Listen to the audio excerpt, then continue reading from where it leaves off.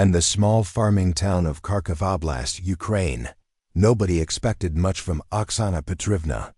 At just 24 years old, she was known for her quiet demeanor, her dedication to teaching elementary school children, and her habit of rescuing stray cats.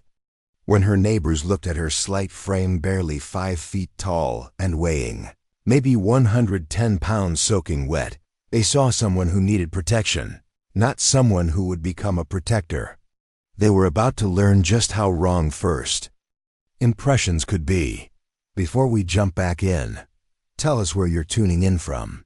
And if this story touches you, make sure you're subscribed, because tomorrow, I've saved something extra special for you. It was March 15, 2022, when the war came to Oksana's doorstep. She had been living with her elderly grandmother, Maria, in a modest 2-story house on the outskirts of town. The house sat strategically at the end of a narrow lane that connected to the main road leading into the village center.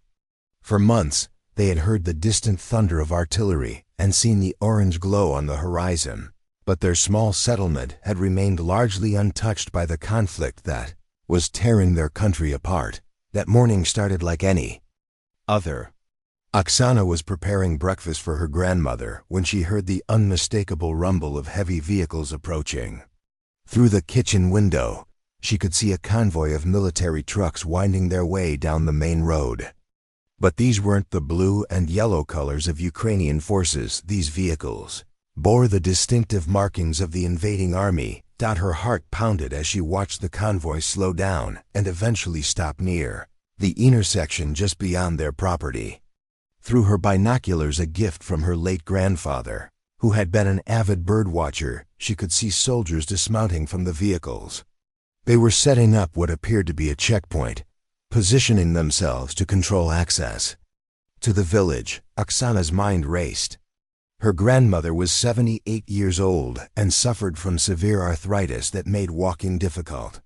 The basement of their house was cramped and would be torture for Maria's joints, but it might be their only option for safety.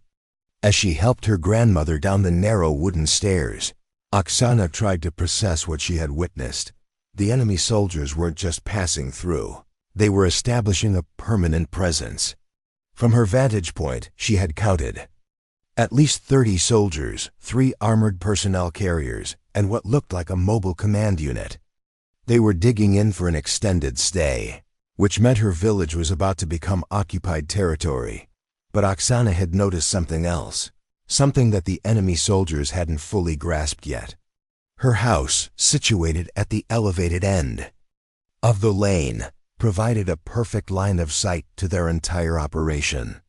From her upstairs bedroom window, she could observe their movements, count their numbers, and potentially track their rotations and vulnerabilities. As the hours passed, Oksana watched the enemy soldiers establish their routines. They had set up machine gun nests at key positions around the intersection, positioned snipers in abandoned buildings, and created a perimeter that effectively cut off the village from the outside world. What they hadn't noticed was that their secure position had a blind spot. The angle from Oksana's house allowed her to see into areas they thought were hidden from observation. By evening, Oksana had made a decision that would have shocked anyone who knew her. Instead of hiding in the basement with her grandmother, she was going to fight. Not with weapons. She had never fired a gun in her life, but with intelligence, determination, and the kind of stubborn courage that often emerges in the most unlikely people during the darkest times. She spent that first night carefully observing and documenting everything she could see. Using an old notebook from her teaching days, she began mapping out the enemy positions, noting the times when guards changed shifts, identifying which soldiers seemed more alert and which ones appeared complacent. She sketched the layout of their checkpoint, marked the locations of their vehicles, and even noted patterns in their radio communications based on the antenna activity she could observe. What Oksana was planning would require her to stay awake and alert for extended periods, maintain constant surveillance while avoiding detection, and somehow find a way to relay crucial information to Ukrainian forces who might be able to act on it. She knew that one mistake, one moment of carelessness, could result in discovery and almost certain death, not just for her, but potentially for her grandmother and any villagers the enemy might suspect of collaboration. As dawn approached on March 16th, Oksana took one last look at her sleeping grandmother and climbed back up to her observation post. She had no military training, no sophisticated equipment, and no backup plan. What she did have was an unshakable determination to protect her community and a strategic position that could make all the difference in the world. The enemy soldiers outside had no idea that their every move was being watched and recorded by an elementary school teacher who weighed barely more than their equipment packs. They were about to discover that sometimes the most dangerous opponents are the ones you never see coming. Dawn on March 16th brought with it a cold, gray morning that seemed to match the grim reality of Oksana's situation. From her bedroom window, she could see the enemy soldiers beginning their morning routines. Some were emerging from makeshift shelters they had constructed using tarps and abandoned materials, while others were taking over guard duties from the night watch. Through her binoculars, she began to notice individual faces, personal habits, and the subtle hierarchies that existed within the occupying force. There was a tall, bearded soldier who seemed to be in command. He wore slightly different insignia, and the others deferred to him when he spoke. Oksana dubbed him the commander in her notebook. Then there was a younger soldier, maybe 19 or 20, who seemed nervous and kept checking his weapon obsessively. She called him the kid. There was also an older soldier with a distinctive limp who appeared to be some kind of technical specialist, often seen working on radio equipment and vehicles. She named him the mechanic. This personal cataloging wasn't just idle observation. Oksana was beginning to understand that knowing her enemies as individuals would be crucial to predicting their behavior and identifying their weaknesses. The kid, for instance, was clearly inexperienced and might make mistakes. The commander appeared confident, but also seemed to have a short temper when things didn't go his way. The mechanic moved slowly due to his injury, which could be important if timing became critical. As the morning progressed, Oksana faced her first major challenge: how to maintain surveillance while also caring for her grandmother. Maria was understandably frightened and confused by the sounds of activity outside. The elderly woman had lived through World War II as a child and recognized the signs of occupation, but her arthritis made it difficult for her to move around the house quietly. Oksana devised a system where she would spend 30-minute intervals at her observation post, then return to the main floor to check on her grandmother, prepare food, and maintain the appearance of normal household activity. She had to be careful not to draw attention to herself by keeping curtains closed on windows, facing the enemy position while still maintaining her line of sight from the strategic bedroom window. By midday, Oksana had identified a potential opportunity. She noticed that the enemy had established a radio schedule every 2 hours. At precisely the same times, she could see increased activity around their communications equipment. During these periods, multiple soldiers would gather near the command vehicle, and she could observe them consulting maps and documents. This suggested they were receiving orders or reporting their status to higher command levels. More importantly, she realized that their radio communications schedule corresponded with gaps in their perimeter security. When the senior personnel were focused on communications, the outer guard posts seemed to become more relaxed. If Ukrainian forces were monitoring enemy radio frequencies, knowing the exact timing of these communications could provide valuable intelligence opportunities. But Oksana faced a crucial problem. She had no way to communicate this information to anyone who could act on it. Her cell phone had no signal. The enemy had likely jammed local communications networks. The landline telephone had been cut. Even if she could somehow get a message out, she didn't know who to contact or how to prove that her intelligence was reliable. Then she remembered something from her childhood. Her grandfather, the same man who had given her the binoculars, had been a radio enthusiast. In the attic, somewhere among his old belongings, there might be equipment that could help her establish communications. It was a long shot, but it was the only option she could think of. During one of her breaks from surveillance, Oksana climbed into the dusty attic space above her grandmother's bedroom. Among boxes of old photographs, books, and household items, she found her grandfather's amateur radio equipment. Most of it looked ancient and possibly non-functional, but there was a small portable radio that might still work. She also found notebooks filled with her grandfather's neat handwriting radio frequencies, call signs, and technical information that had meant nothing to her as a child but might now be the key to establishing contact with the outside world. Back at her observation post, Oksana noticed something new. The enemy soldiers were becoming more comfortable, more routine in their behavior. This was both good and bad news. Their relaxed attitude might create opportunities, but it also suggested they felt secure in their position and weren't expecting any immediate threat. As afternoon turned to evening, Oksana witnessed something that made her blood run cold. A civilian car approached the checkpoint from the village direction, an elderly man she recognized as Mr. Kozlov, who ran the local grocery store. The soldiers stopped his vehicle and subjected him to what appeared to be an aggressive interrogation. Even from her distant position, she could see that they were shouting at him and gesturing threateningly. After nearly an hour, they allowed Mr. Kozlov to return to the village, but his car moved slowly and erratically. Oksana realized that the enemy wasn't just controlling access to the village, they were intimidating and possibly harming civilians who tried to leave. This meant that her neighbors were essentially trapped, and their situation would only get worse the longer the occupation continued.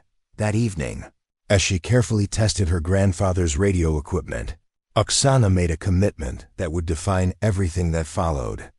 She wasn't just going to observe and hope for rescue, she was going to actively work to end this occupation. She would find a way to contact Ukrainian forces, provide them with detailed intelligence, and help coordinate whatever action might be possible. The elementary school teacher had become a resistance operative.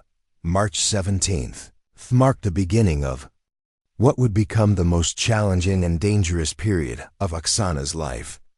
She had managed to get her grandfather's old radio partially working, though the battery was weak and she could only receive transmissions, not send them. Still, it was a connection to the outside world, and through careful tuning, she had picked up fragments of Ukrainian military communications. What she heard was both encouraging and terrifying. Ukrainian forces were aware of the enemy presence in her area and were planning some kind of response, but they lacked detailed intelligence about enemy positions, numbers, and defensive preparations. The radio chatter she intercepted suggested that reconnaissance missions had been unsuccessful, the enemy's perimeter security was too effective, and Ukrainian scouts couldn't get close enough to provide actionable intelligence. Oksana realized that she possessed exactly what the Ukrainian forces needed, but she still had no way to transmit the information. However, listening to the military communications gave her an idea. If she could find a way to modify her grandfather's radio for transmission, even briefly, she might be able to make contact. The technical notebook she had found included detailed diagrams and modification instructions that her grandfather had collected over decades of amateur radio operation. Working by candlelight in the attic, she couldn't risk using electric lights that might be visible to the enemy. Oksana began attempting to modify the radio equipment. She had no formal electronics training, but her grandfather's notes were remarkably detailed, and her experience as a teacher had given her patience and methodical problem-solving skills. Meanwhile, her surveillance continued to reveal important patterns in enemy behavior. She had identified the exact timing of shift changes, the locations of weapon caches, the hierarchy of command relationships, and most crucially, a significant vulnerability in their defensive setup. The enemy had positioned their heaviest weapons and most experienced soldiers facing the main road, expecting any attack to come from that direction. However, there was a blind spot on the eastern side of their position, a small wooded area that they had dismissed as impassable due to dense undergrowth and marshy ground. Oksana knew from childhood explorations that while the area was difficult to traverse, it wasn't impossible. Local knowledge that the enemy lacked could be the key to their defeat. On her third day of surveillance, Oksana witnessed an incident that revealed just how precarious her situation really was. One of the enemy soldiers, not one she had catalogued before, seemed to be paying attention to the houses in the area. She watched through her binoculars as he walked slowly along the lane, occasionally stopping to look at different buildings. Her heart nearly stopped when he paused directly in front of her house and appeared to be studying the upper floor windows. For several terrifying minutes, he stood there, and Oksana was convinced she had been discovered. She remained absolutely motionless, barely breathing, fighting the urge to duck away from the window. Finally, the soldier moved on, but the incident shook Oksana profoundly. She realized that she had been operating under the assumption that her position was perfectly concealed. But that might not be true. The enemy wasn't stupid. They would eventually notice if someone was consistently observing them from the same location. That evening, as she continued working on the radio modifications, Oksana heard her grandmother calling for her. Maria had been having a particularly difficult day with her arthritis, and the stress of the situation was clearly affecting her health.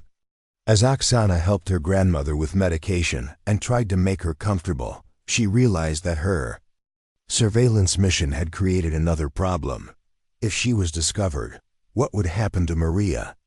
The elderly woman couldn't run, couldn't hide effectively, and would be completely helpless if the enemy decided to search their house. Oksana had been so focused on the tactical aspects of her intelligence gathering that she hadn't fully considered the personal consequences of her actions. This realization forced her to confront a harsh truth. She wasn't just risking her own life with this mission. She was potentially signing her grandmother's death warrant as well. For a moment, she considered abandoning the whole operation, taking Maria down to the basement, and simply waiting for the situation to resolve itself. But then she thought about Mr. Kozlov's terrified face after his interrogation at the checkpoint. She thought about the other elderly residents of the village who were trapped and afraid. She thought about the Ukrainian soldiers she had heard on the radio, trying to plan operations with inadequate information. And she thought about what her grandfather might have done in the same situation.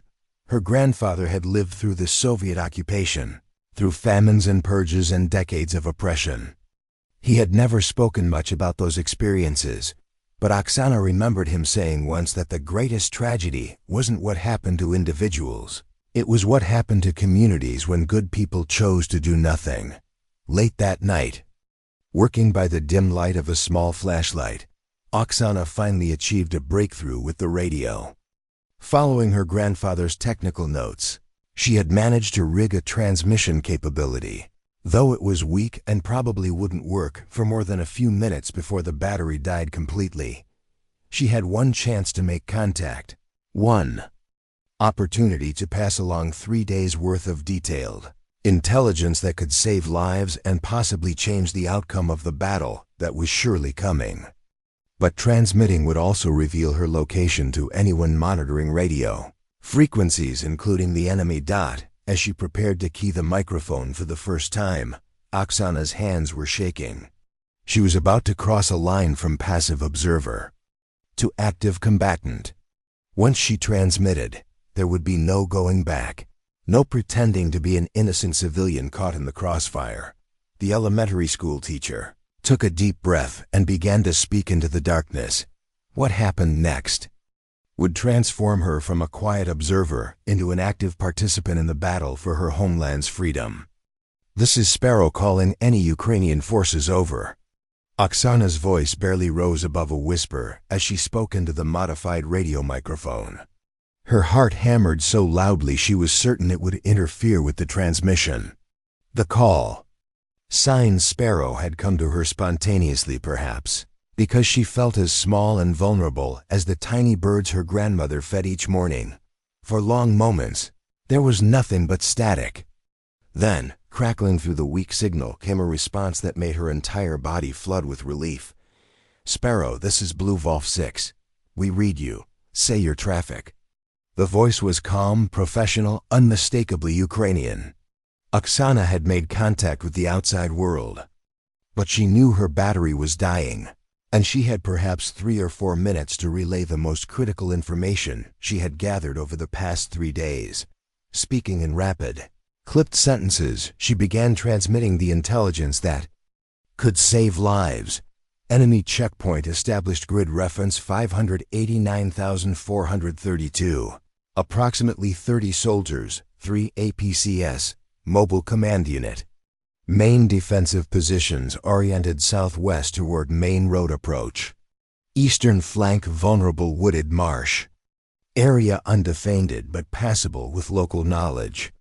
Copy, Sparrow, continue. Oksana rattled off every detail she could remember. The timing of radio communications, the locations of weapon positions, the shift change schedules, even her observations about individual soldiers and their apparent levels of experience and alertness. She described the blind spot she had identified, the exact positions of the machine gun nests, and the routine patrol patterns she had observed. As she transmitted, she could hear the radio's battery growing weaker, the signal fading even as she spoke. Finally, just as she was describing the command structure she had identified, the radio died completely. Her last words, "Commander, tall bearded soldier, northeast corner," dissolved into static, but it was enough. She had established contact and transmitted detailed intelligence that no reconnaissance mission could have provided. Now all she could do was wait and hope that the information would be used effectively. The next morning brought unexpected developments. Through her binoculars, Oksana noticed increased activity among the enemy soldiers. They seemed agitated, and she could see the bearded commander engaged in animated conversations with several of his subordinates. Something had changed, but she couldn't determine what. Then she noticed something that made her blood run cold. 2 soldiers were walking along the lane again, but this time they were carrying what appeared to be radio detection equipment. They would stop periodically, activate their devices, and scan different areas. Oksana realized with growing horror that her transmission had been detected, and the enemy was trying to locate the source. She watched in terrified fascination as the soldiers worked their way systematically through the area. Their equipment was crude but functional, and they were following a logical search pattern that would eventually bring them to her house. She estimated that she had perhaps 2 hours before they reached her position. Oksana faced an impossible decision. She could take her grandmother and attempt to flee, but Maria's mobility limitations made escape unlikely, and running would essentially confirm their guilt if they were caught. Alternatively, she could hide all evidence of her surveillance activities and hope to convince the enemy that they were innocent civilians. But there was a third option, one so dangerous that it seemed almost suicidal. She could continue her surveillance mission, providing real-time intelligence if the Ukrainian forces launched their attack, and try to delay or misdirect the enemy's search efforts. Preparing and narrating this story took us a lot of time, so if you are enjoying it, subscribe to our channel. It means a lot to us.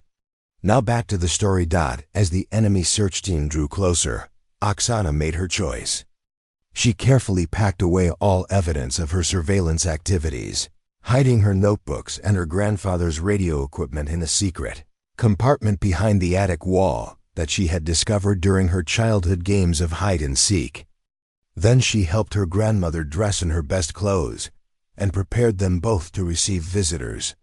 When the soldiers finally knocked on their door, they found what appeared to be a frightened young woman caring for her elderly grandmother. Oksana had practiced her performance during the tense waiting period, and she delivered it flawlessly. She spoke in rapid, nervous Ukrainian, explaining that they were just trying to stay safe and avoid trouble. She offered the soldiers tea and apologized repeatedly for any inconvenience, The soldiers searched the house, but they were looking for radio equipment and surveillance material, not for secret compartments that a local child might have discovered. Decades earlier, they found nothing suspicious, and after 20 minutes of searching and questioning, they left. But Oksana's troubles were far from over. One of the soldiers, the young nervous one she had dubbed the Kid, lingered near their house after the search team departed. He seemed to be watching their windows, and Oksana realized that while they hadn't found evidence, they still suspected that the radio transmission had originated from this area. That afternoon, her situation became even more precarious. The bearded commander himself appeared at their door, accompanied by an interpreter. His manner was superficially polite, but there was an underlying menace in his questions. He wanted to know about other residents in the area, about anyone who might have military experience or access to radio equipment. Oksana played her role perfectly, appearing confused and frightened while providing information that was technically truthful but completely useless. Yes, old Mr. Petrov had been in the army many years ago, but he had died the previous winter. Yes, the school had a radio system, but it had been broken for months, and besides, the school was locked and empty. The commander seemed frustrated by her answers, but he couldn't fault their consistency or apparent honesty. However, as he prepared to leave, he delivered a warning that chilled Oksana to the bone. "We know someone in this area has been watching us and communicating with enemy forces. If we discover who it is, the consequences will be severe, not just for them, but for their entire family and their neighbors as well."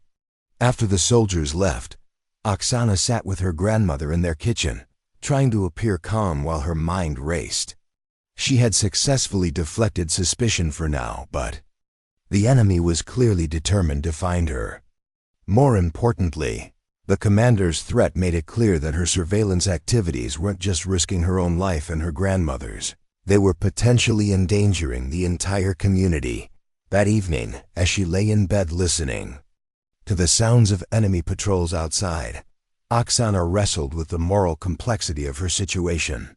Was she justified in continuing her resistance activities if they put innocent neighbors at risk? But then she thought about the alternative, allowing the occupation to continue unchallenged while Ukrainian forces planned operations with inadequate intelligence. She thought about her students, scattered now to refugee camps or hiding in basements in other towns. She thought about the future she wanted them to have, a future where children could go to school without fear, where elderly grandmothers could tend their gardens in peace, where small communities could exist without terror. By dawn, Oksana had made her decision. The Ukrainian attack would come soon, she was certain of it. When it did, her intelligence and her strategic position could make the difference between success and failure, between liberation and continued occupation. She would continue her mission, but she would have to be more careful, more clever, and more determined than ever before. The enemy thought they had intimidated her into submission. They were about to learn just how wrong they were. But first, Oksana would face her greatest test yet, as the battle she had helped orchestrate was about to arrive at her doorstep. March 20th dawned gray and cold, with a bitter wind that seemed to carry with it the promise of violence. Oksana had spent the night in fitful sleep, awakening every hour to check on the enemy positions through her bedroom window. Something felt different about the morning. There was a tension in the air that hadn't been there before. Through her binoculars, she could see that the enemy soldiers were more alert than usual. They had increased the number of guards at their checkpoint, and she noticed that several soldiers were wearing full combat gear instead of the more relaxed uniforms they had adopted over the past few days. Most tellingly, the bearded commander was constantly on his radio, and she could see maps and documents spread across the hood of the command vehicle. Oksana's instincts told her that something was imminent. Either the enemy had received intelligence about an impending Ukrainian attack, or they were planning some kind of offensive action themselves. Either way, the relative quiet of the past few days was about to end. Her suspicions were confirmed around mid-morning when she observed something that made her heart race. The enemy was repositioning some of their heavy weapons. They were moving a machine gun emplacement from the southwest-facing position to a location that covered the eastern approach, the same wooded marsh area she had identified as their vulnerable flank. This could only mean one thing. Somehow, the enemy had learned about the potential attack route she had identified in her radio transmission. Either they had intercepted more of her communication than she realized, or Ukrainian forces had conducted additional reconnaissance that had been detected. The realization that her intelligence might have been compromised filled Oksana with a mixture of fear and determination. If the enemy now knew about their eastern flank vulnerability, any Ukrainian attack using that approach would be walking into a trap. She had to find a way to warn them, but her radio was dead and she had no other means of communication. As she watched the enemy soldiers repositioning their defenses, Oksana noticed something they hadn't anticipated. Their new positions, while better for defending against an eastern approach, had created new blind spots in other areas. The southern approach, which had been partially covered before, was now completely undefended. It was still a difficult route. The terrain was broken and rocky, but it was passable and apparently unobserved. More importantly, the repositioning had created an opportunity for close-range observation that hadn't existed before. The enemy's new machine gun position on the eastern side was actually visible from the small storage shed behind her house. If she could get to that shed undetected, she would have a much clearer view of their defensive preparations and could potentially identify additional weaknesses, but getting to the shed would require leaving the safety of her house and crossing 30 yards of open ground that was partially visible from enemy positions. It would be incredibly dangerous, but it might also provide intelligence that could save Ukrainian lives. That afternoon, while her grandmother napped, Oksana made her move. She had waited for a moment when she could see that most of the enemy soldiers were occupied with their repositioning efforts. Staying low and moving carefully from cover to cover, she managed to reach the storage shed without being detected. From her new vantage point, Oksana could see details that had been invisible from her bedroom window. The enemy had indeed reinforced their eastern defenses, but they had done so hastily and with obvious gaps in their preparation. The new machine gun position had a clear field of fire toward the wooded area, but the soldiers manning it seemed uncomfortable with the position. They kept adjusting their setup and appeared uncertain about their fields of fire. More crucially, she could now see that the enemy's ammunition supplies were stored in a location that would be vulnerable to indirect fire from the southern approach she had identified. If Ukrainian forces could get even a small mortar team into position on the southern ridge, they could potentially destroy the enemy's ammunition stockpiles and create chaos in their defensive positions. As Oksana made mental notes of everything she observed, she heard voices approaching her position. Enemy soldiers were conducting a patrol of the immediate area, and they were heading directly toward the storage shed. She had nowhere to run and no way to explain her presence outside the house. In desperation, she grabbed an old garden tool from the shed and began working in her grandmother's small vegetable garden, which extended behind the storage building. When the two enemy soldiers rounded the corner, they found what appeared to be a young woman tending to her plants, a perfectly innocent activity that explained her presence outside. The soldiers questioned her briefly, but her story was plausible, and she maintained her frightened civilian persona perfectly. They warned her not to stray far from the house and continued their patrol. However, Oksana realized that she had been fortunate to escape detection this time, and future excursions would be even more dangerous. That evening, as she processed the intelligence she had gathered from her risky observation mission, Oksana heard something that made her freeze, the distant sound of artillery fire. It was still far away, but it was definitely getting closer. The battle she had been anticipating was finally beginning. Through the night, the sound of gunfire grew steadily nearer. By dawn on March 21st, Oksana could hear small arms fire and the distinctive whistle of incoming mortar rounds. Ukrainian forces were engaging enemy position somewhere to the west of the village, and the fighting was moving in their direction. From her bedroom window, she could see that the enemy soldiers at the checkpoint were now in full combat alert. They had taken positions behind their defensive barriers and were scanning the surrounding area constantly. Radio chatter from their command post had increased dramatically, and she could see officers consulting maps and issuing rapid orders. But something unexpected was happening. Instead of an attack from the eastern wooded area or the southern approach, the sounds of battle seemed to be coming from multiple directions simultaneously. Ukrainian forces weren't using a single approach route. They were conducting a coordinated assault from several different directions at once. This realization filled Oksana with both hope and terror. A multi-directional attack would be much more likely to succeed, but it also meant that the fighting would be more chaotic and unpredictable. Her house, which had been a safe observation post during the occupation, was now potentially in the middle of a battlefield. As the morning progressed, the battle drew steadily closer to her position. By 10 a.m. on March 21st, the war had arrived in earnest at Oksana's doorstep. The enemy checkpoint, which had seemed so permanent and intimidating just hours before, was now clearly under threat from multiple directions. Through her binoculars, she could see Ukrainian forces maneuvering in the distance, using the terrain features she had observed during her surveillance to approach the enemy positions.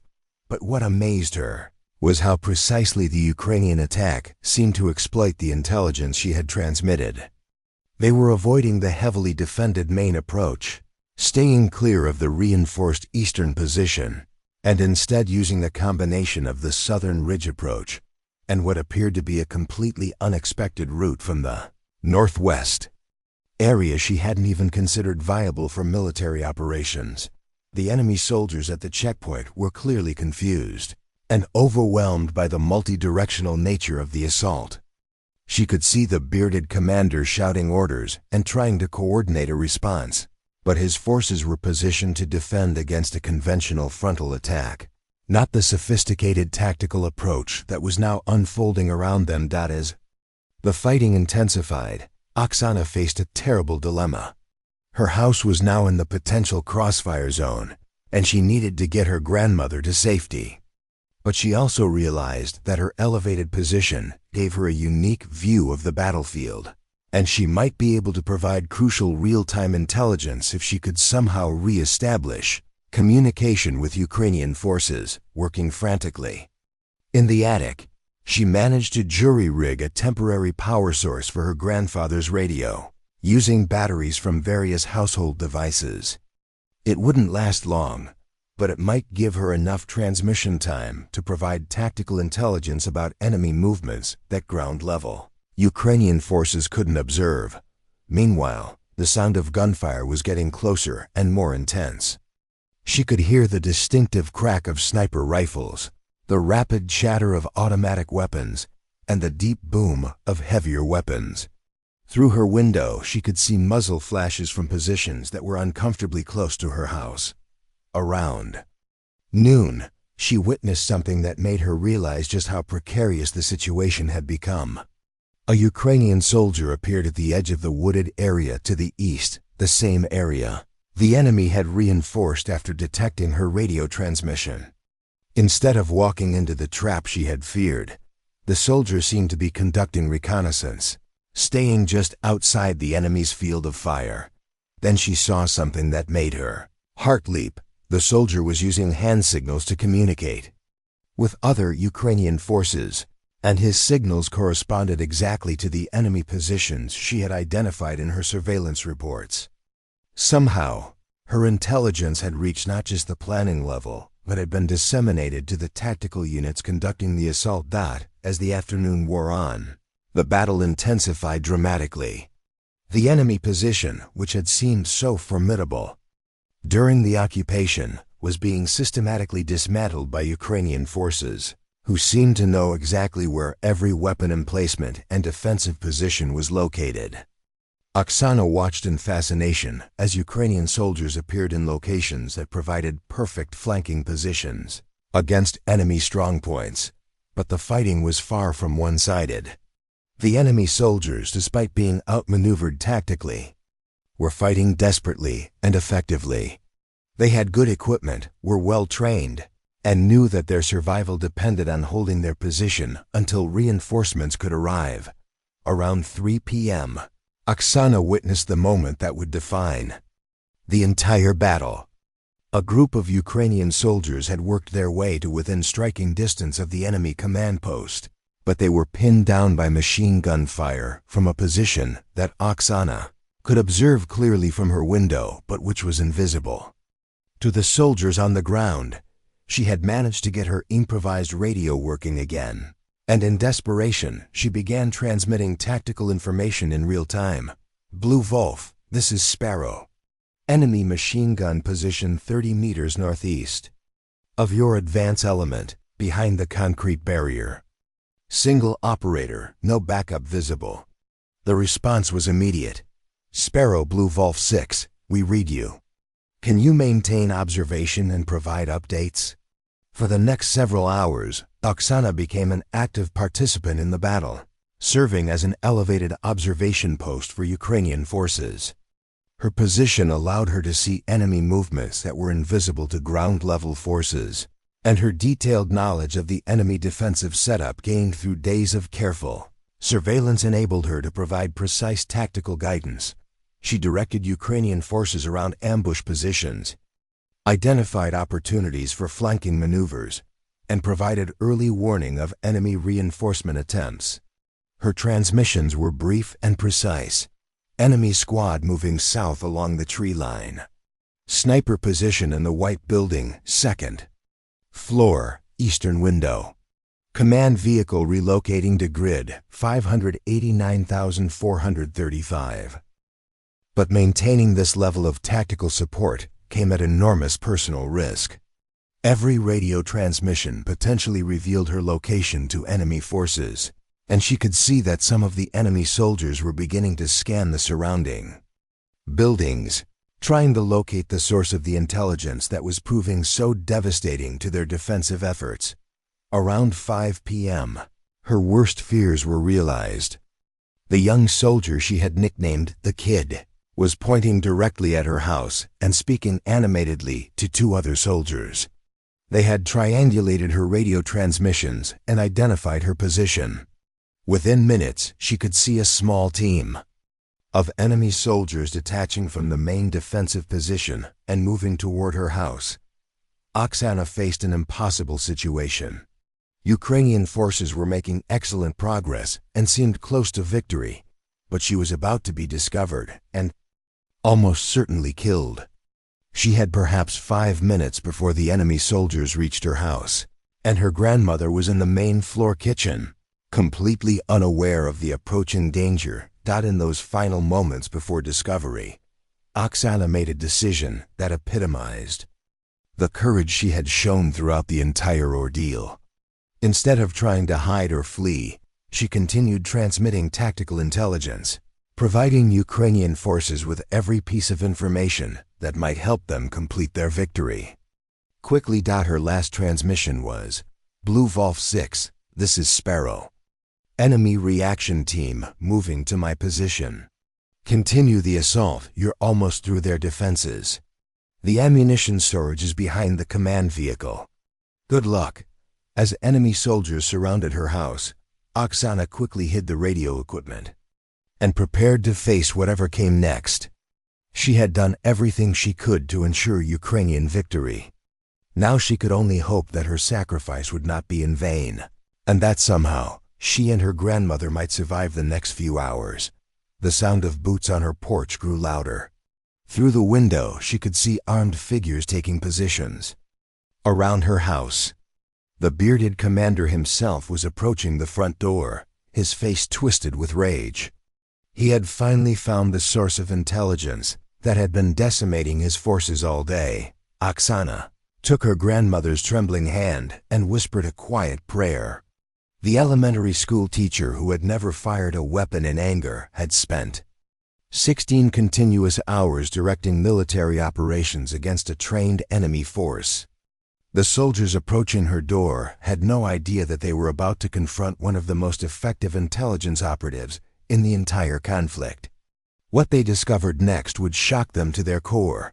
What the enemy soldiers discovered when they burst through Oksana's door was not what they expected, but it would lead to the most dangerous hours of the entire ordeal. The sound of heavy boots on her front porch sent a chill through Oksana's entire body. She could hear the enemy soldiers taking positions around her house, at least 4 of them, possibly more. Through the kitchen window, she watched her elderly grandmother look up in confusion as the footsteps grew louder and more purposeful. "Maria, come with me quickly," Oksana whispered urgently, helping her grandmother to her feet. "We need to go to the basement right now." But before they could move, the front door exploded inward. 3 armed soldiers burst into the house, weapons raised, shouting commands in their foreign language. The young soldier Oksana had dubbed the Kid was among them, and she could see recognition in his eyes as he looked at her. He knew exactly who she was. "Where is the radio?" The bearded commander appeared in the doorway, speaking accented but clear Ukrainian.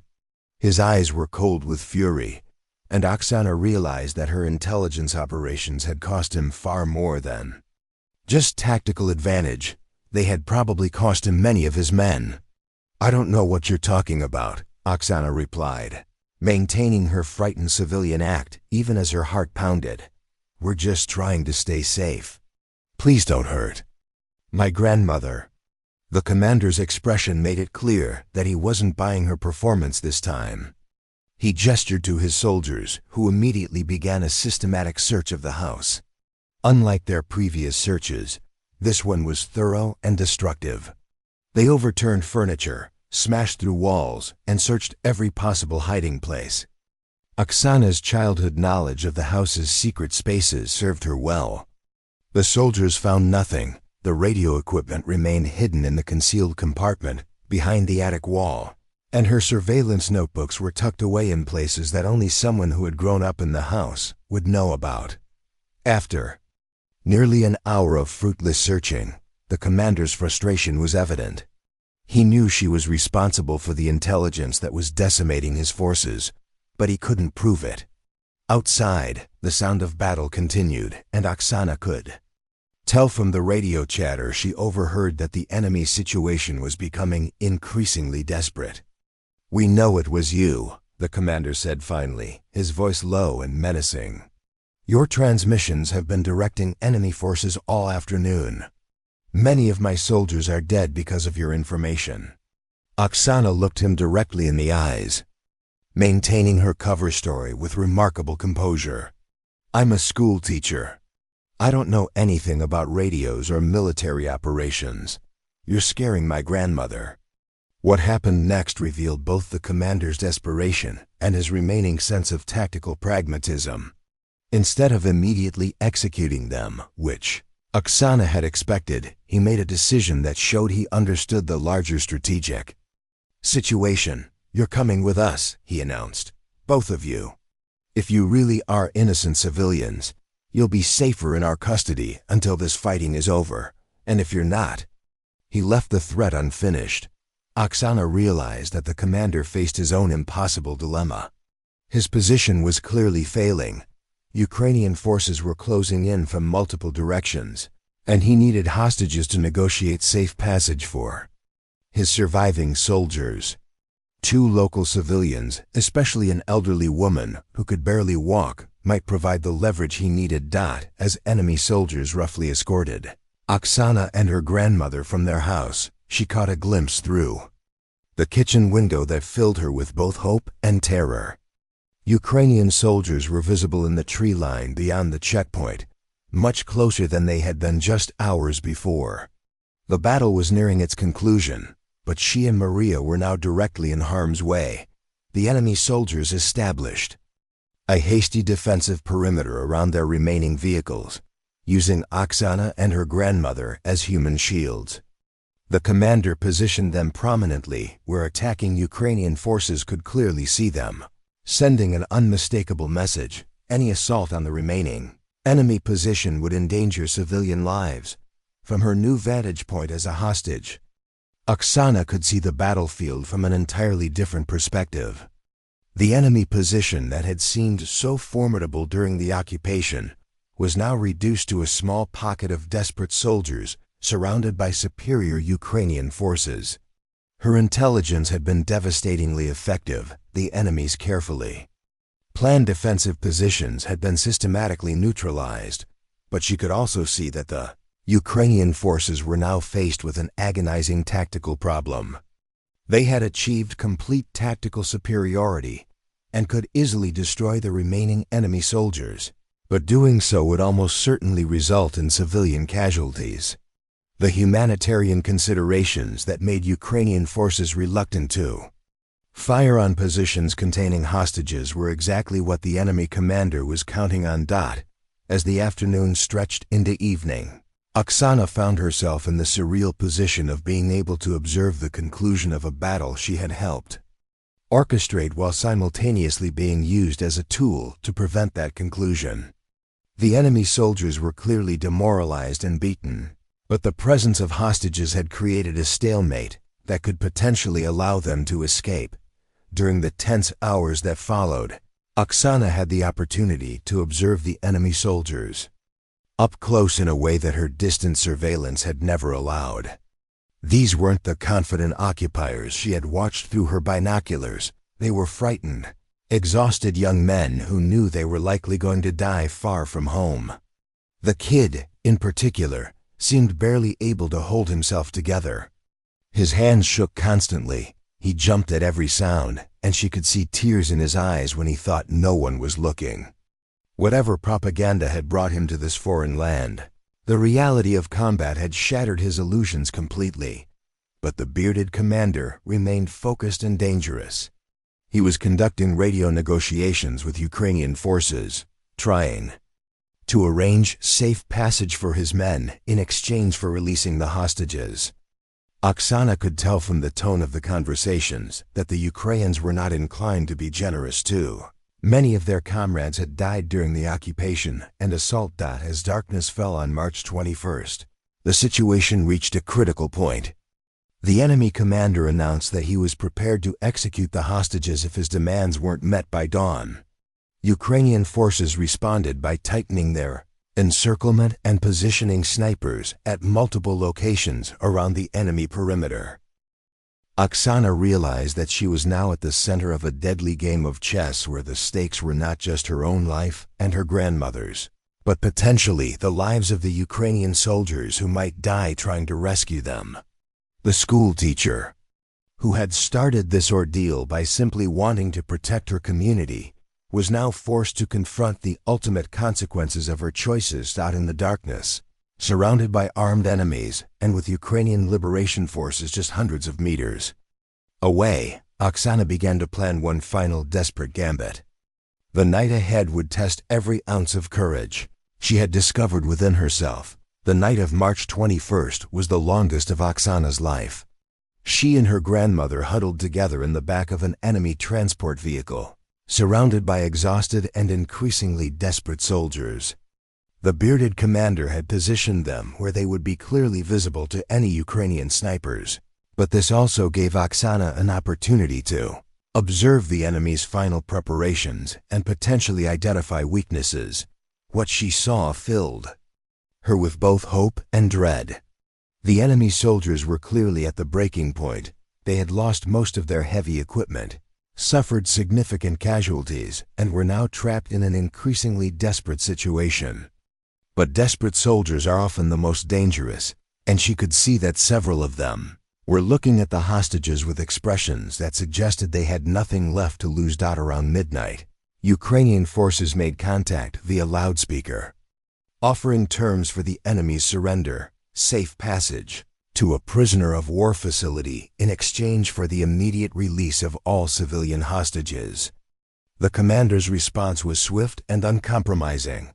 his soldiers would be given safe passage across the border, or the hostages would be executed at dawn.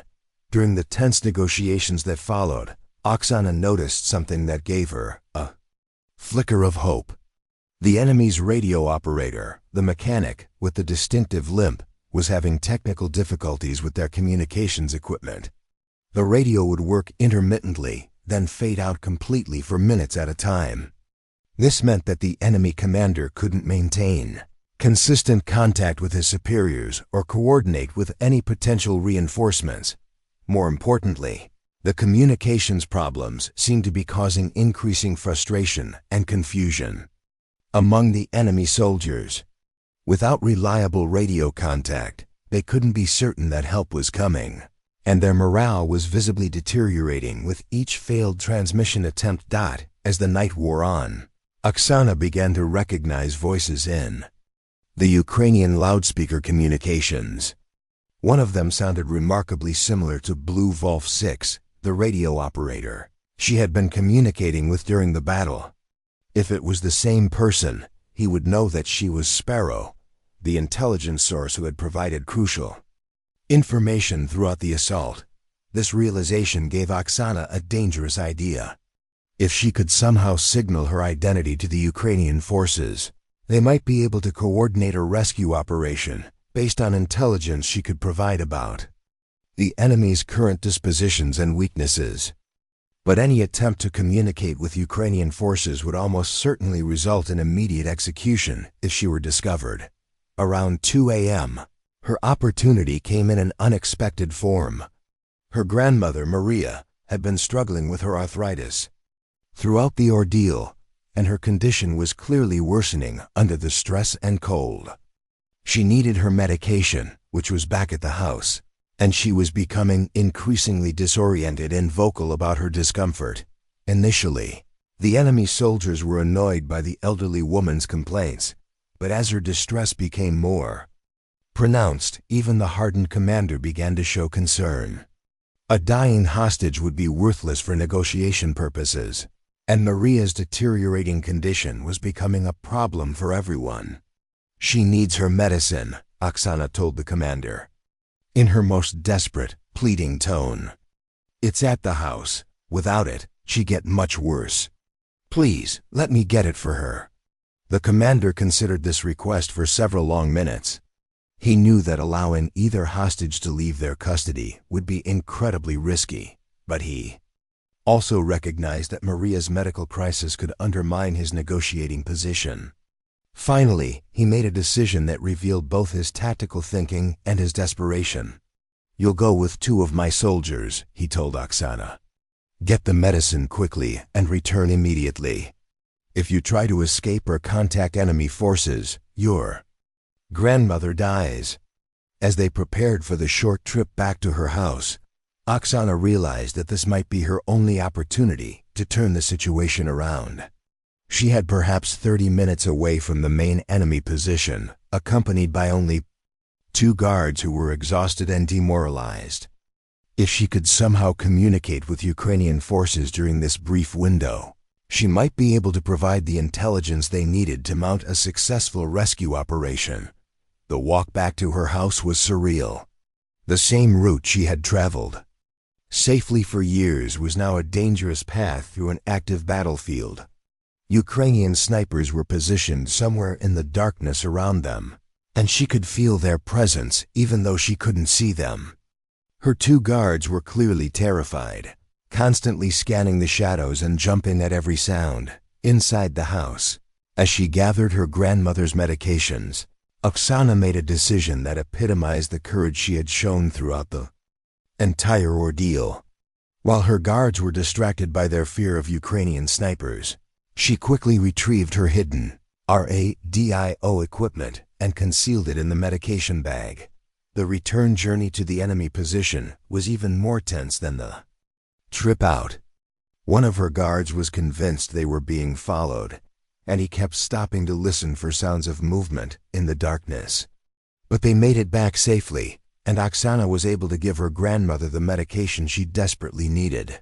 However, her real plan was just beginning. Hidden in the medication supplies was the small emergency radio she had concealed during the search. If she could find an opportunity to use it, she might be able to coordinate with Ukrainian forces for a rescue attempt around 4 a.m. as the enemy soldiers settled into what they hoped would be their final few hours of guarding hostages. Oksana began to implement her desperate plan. She knew that dawn would bring either rescue or execution, and she was determined to influence which outcome they would face. The elementary school teacher was about to attempt her most dangerous mission, yet coordinating her own rescue while surrounded by desperate enemy soldiers who would kill her instantly if they discovered what she was doing. The next few hours would determine whether her incredible 16-hour stand would end in triumph. Would determine whether her incredible 16-hour stand would end in triumph. The next few hours would deter hours. Tragedy. At 4:15 a.m. on March 22nd, with dawn still hours away, but the crucial deadline approaching rapidly, Oksana made her move. Her grandmother had fallen into an exhausted sleep after taking her medication, and most of the enemy soldiers were either dozing at their posts or staring anxiously into the darkness, watching for signs of Ukrainian movement. The small radio concealed in the medication bag represented her last chance to turn the situation around. But using it would require her to move away from the other hostages and guards without raising suspicion, an almost impossible task given the heightened state of alert among the enemy soldiers. Her opportunity came when the kid approached her with a request that revealed both his youth and his desperation. He had been assigned to guard duty, but was clearly struggling with exhaustion and fear. In broken Ukrainian, he asked if she could help him stay awake by talking to him. He was terrified of falling asleep at his post and facing the commander's wrath. Oksana recognized this as exactly the opening she needed. Speaking in quiet, soothing tones, she began to engage the young soldier in conversation, gradually drawing him a few steps away from the main group.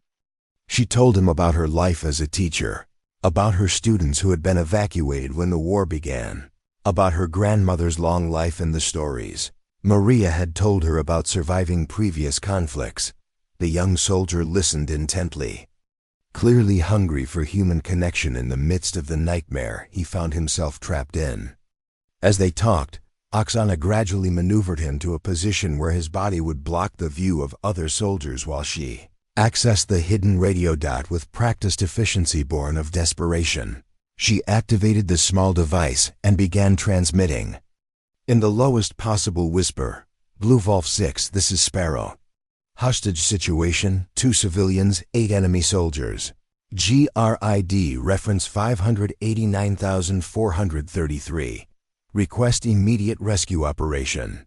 The response came quickly but was barely audible through the weak signal. "Sparrow Blue Wolf 6, we have eyes on your position. Can you provide tactical intelligence?"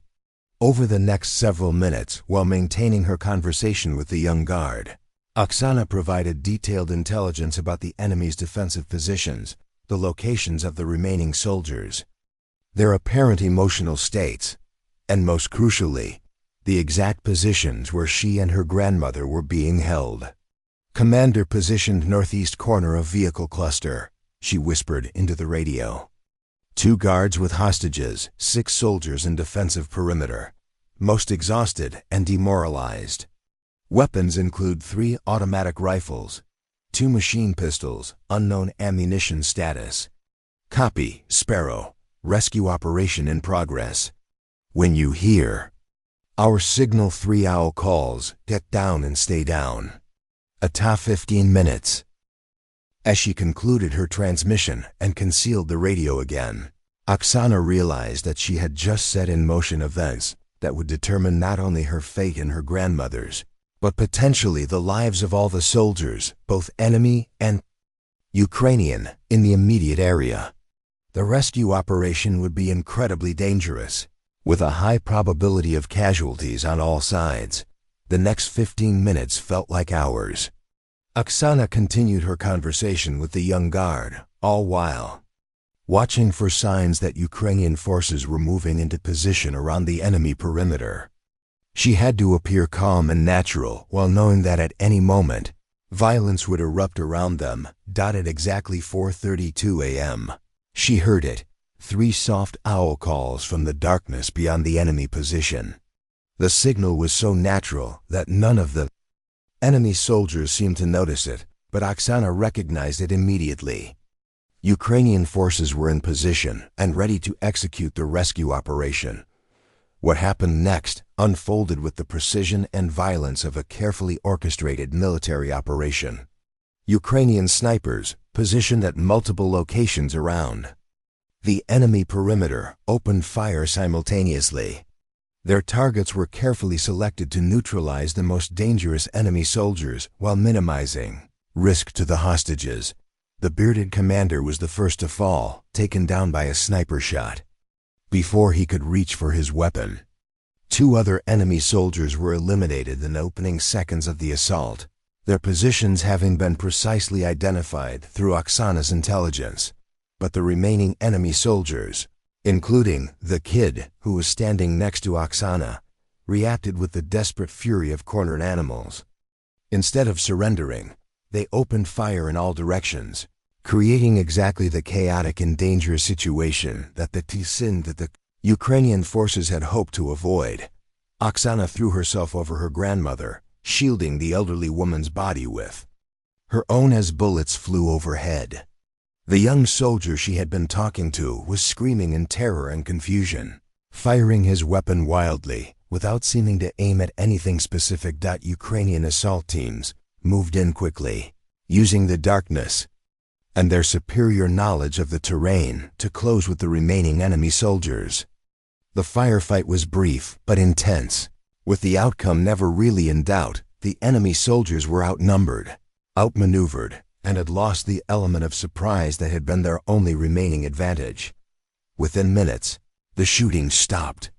Ukrainian soldiers were moving through the area, securing weapons and checking on casualties. Oksana looked up from her protective position over her grandmother to see a familiar figure approaching, a Ukrainian officer whose voice she recognized as Blue Wolf 6. "Sparrow," he said simply, offering her his hand to help her to her feet. "It's an honor to finally meet you in person." As dawn broke on March 22nd, Oksana and her grandmother were finally safe, surrounded by Ukrainian soldiers who had liberated their village after a battle that had lasted nearly 16 hours. The occupation was over, the enemy had been defeated or captured, and the community could begin the long process of healing and rebuilding. But for Oksana, the elementary school teacher who had never intended to become a resistance fighter, the most profound realization was still to come. Her incredible journey was far from over. As the sun rose on March 22nd, painting the battlefield in soft morning light, Oksana sat in the back of a Ukrainian medical vehicle while medics checked her grandmother's condition. Maria was stable but exhausted, and the doctors recommended immediate evacuation to a hospital in a secure area. The ordeal had taken a severe toll on the elderly woman's health, but she was alive and coherent, a miraculous outcome given everything they had endured. Captain Volodymyr Kovalenko, the officer she had known only as Blue Wolf 6, sat across from her with the expression of profound respect and amazement. In his hands were copies of the intelligence reports that had been compiled from her radio transmissions over the past 4 days, detailed tactical information that had enabled Ukrainian forces to plan and execute one of the most successful small unit operations of the entire conflict. "Do you understand what you accomplished?" he asked quietly. "Your intelligence didn't just help us win this battle, it saved dozens of Ukrainian lives. Maybe hundreds. My superiors are calling it one of the most effective intelligence operations conducted by a civilian in the entire war." Oksana looked around at the scene of devastation that had been the enemy checkpoint. Ukrainian soldiers were securing the area, treating wounded prisoners, and beginning the process of clearing mines and unexploded ordnance. The occupation that had seemed so permanent and intimidating just days before had been completely eliminated. But what struck her most powerfully wasn't the military success. It was the sight of her neighbors beginning to emerge from their houses. Mr. Kozlov, the elderly grocer who had been intimidated at the checkpoint, was walking freely down the main road for the first time in days. Children's voices could be heard in the distance as families began to assess the damage to their homes and their community. "I'm not a soldier," Oksana said finally. "I'm a school teacher. I was just trying to protect my grandmother and my neighbors." Captain Kovalenko smiled. "That's exactly what makes what you did so remarkable. You had no military training, no sophisticated equipment, no backup support. What you had was courage, intelligence, and an unshakable determination to protect your community. Those are the qualities that win wars." As the morning progressed, the full scope of Oksana's impact became clear. The enemy soldiers who had occupied her village were part of a larger force that had been attempting to establish a supply corridor through the region. By eliminating this checkpoint and capturing the intelligence materials found in the enemy command vehicle, Ukrainian forces had disrupted a major strategic operation. More importantly, word of the civilian intelligence operative, known as Sparrow, had already begun to spread throughout Ukrainian military networks. Her example was inspiring other civilians in occupied territories to find ways to resist and support liberation efforts.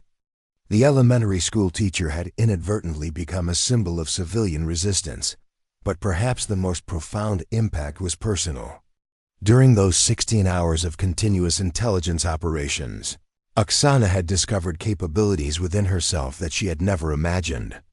The quiet, gentle teacher who rescued stray cats had proven herself capable of maintaining surveillance under extreme pressure, making life-or-death decisions with limited information, and coordinating military operations while her own life hung. In the balance, what happens now? She asked Captain Kovalenko as they prepared to evacuate her grandmother to the hospital. "That's up to you," he replied. "Military intelligence has offered you a formal position. Your skills are desperately needed in other areas. But you've already done more than anyone had a right to ask of you. You've earned the right to return to civilian life, if that's what you choose." Oksana looked out at her village, at the houses where her former students had lived, at the school building where she had taught children to read and write and dream about their futures. The war had changed everything, but it hadn't destroyed the fundamental things that made this place worth defending. "I want to go back to teaching," she said. "But I also want to help. If there are other communities facing what we faced, other people who need the kind of help I was able to provide, I can't just pretend this never happened." 3 months later, Oksana Petrivna stood in front of a classroom again. But this wasn't her old elementary school. This was a training facility where Ukrainian civilians were learning basic intelligence gathering and resistance techniques. Her students weren't children learning to read, but adults learning how to survive and fight back against occupation. The curriculum she taught was based entirely on her own experience: how to conduct surveillance without detection, how to assess enemy capabilities and vulnerabilities, how to establish communications under hostile conditions, and most importantly, how ordinary people could make extraordinary contributions to their own liberation. Her grandmother Maria, fully recovered and living safely in a liberated city, visited often. She would sit in the back of the classroom during Oksana's lectures, knitting quietly and occasionally adding her own observations about surviving occupation and resistance. "My granddaughter was always stubborn," Maria would tell the students during breaks. "I just never realized how useful stubbornness could be until she decided to single-handedly defeat an entire enemy position." The story of the elementary school teacher who held an enemy force for 16 hours straight became legend throughout Ukraine and beyond. But for Oksana herself, the most important part of the story wasn't the tactical success or the military recognition. It was the discovery that ordinary people when faced with extraordinary circumstances, are capable of far more than they ever. Imagine Dot in her new classroom, teaching adults how to defend their communities and resist occupation. Oksana often ended her lectures with the same words. They thought I would crumble under pressure. They thought a school teacher couldn't possibly threaten trained soldiers. They were wrong about what I was capable of, just like you might be wrong about what you're capable of. The only way to find out is to try. The elementary school teacher had become something far more powerful, an inspiration and a teacher of courage itself. Up next, you've got 2 more standout stories right on your screen. If this one hit the mark, you won't want to pass these up. Just click and check them out. And don't forget to subscribe and turn on the notification bell so you don't miss any upload from us.